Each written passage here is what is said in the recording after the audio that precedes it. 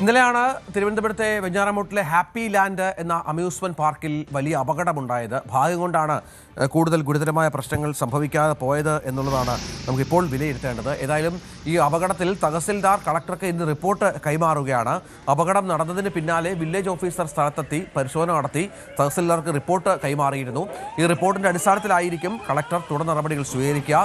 അതുമാത്രമല്ല, ഇന്നലെ ഇതിന്റെ ലൈസൻസ് റദ്ദാക്കും എന്നുള്ള കാര്യം മന്ത്രി വ്യക്തമാക്കിയത് കൂടി ഇതിനോട് ചേർത്ത് വെക്കണം. ഏതായാലും അഭിലാഷ് വിവരങ്ങളുമായി ചേരും. അഭിലാഷ്, ഈ അമ്യൂസ്മെന്റ് പാർക്ക് പ്രത്യേകിച്ച് വേനൽ അവധിക്കാലമൊക്കെ ആണല്ലോ, ഒരുപാട് ആളുകൾ വന്നുപോയ ഒരു സ്ഥലമാണ്, തിരക്കൊക്കെയുള്ള സ്ഥലമാണ്. ഇപ്പോൾ അതിന്റെ പ്രവർത്തനം പൂർണ്ണമായും നിലച്ചിരിക്കുകയല്ലേ?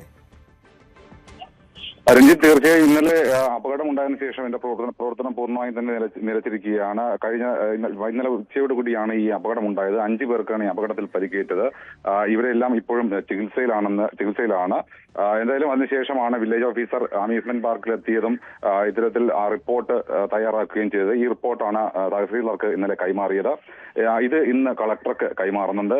ഈ റിപ്പോർട്ടിന്റെ അടിസ്ഥാനത്തിലായിരിക്കും തീർച്ചയായിട്ടും ഈ അമ്യൂസ്മെന്റ് പാർക്കിനെ കുറിച്ച് നടപടി ഉണ്ടാവുക.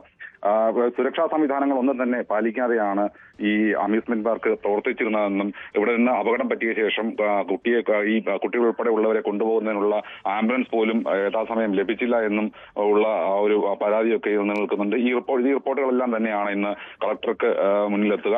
എന്തായാലും ഈ റിപ്പോർട്ടിന്റെ അടിസ്ഥാനത്തിലായിരിക്കും ഇതിന്റെ പ്രവർത്തനം തുടരണമോ ഈ ലൈസൻസ് റദ്ദ് ചെയ്യണമോ എന്നുള്ള കാര്യത്തിൽ തീരുമാനമാകുക. എന്തായാലും ഈ ലൈസൻസ് റദ്ദാക്കുകയാണെങ്കിൽ തന്നെ ഇതിന് ശേഷം ഇതിന്റെ സുരക്ഷാ സംവിധാനങ്ങൾ ഒരുക്കി പ്രവർത്തിക്കുന്ന രീതിയിലായിരിക്കുമോ ഇതിന്റെ നടപടികൾ ഉണ്ടാവുക എന്നുള്ള കാര്യമൊക്കെ ഇന്ന് കളക്ടർ ആയിരിക്കും തീരുമാനിക്കുക. എന്തായാലും ഇത് വലിയൊരു സുരക്ഷാ വീഴ്ചയാണ് ഈ പാർക്കിൽ ഉണ്ടായത്. കാരണം ഈ വേനലവധി കാലമായതുകൊണ്ട് തന്നെ അന്യ സംസ്ഥാനങ്ങളിൽ നിന്ന് ഉൾപ്പെടെയുള്ളവർ ഇവിടെ എത്താറുണ്ടായിരുന്നു. കഴിഞ്ഞ ദിവസം ഈ അപകടത്തിൽപ്പെട്ടതും തമിഴ്നാട് സ്വദേശികളായ 5 പേരാണ്.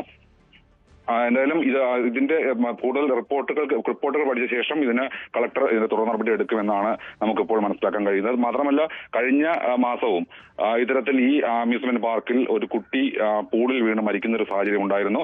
അതിനെല്ലാം പിന്നീട് മറ്റു കാരണങ്ങളാണ് പറഞ്ഞതെങ്കിലും ഒരു ശരിയായ രീതിയിലുള്ള മാനേജ്മെന്റ് ഈ അമ്യൂസ്മെന്റ് പാർക്കിൽ ഇല്ല എന്നുള്ളൊരു പരാതി നേരത്തെ തന്നെ നിലനിൽക്കുന്നുണ്ടായിരുന്നു. രഞ്ജിത്ത്, ശരി അഭിലാഷ്.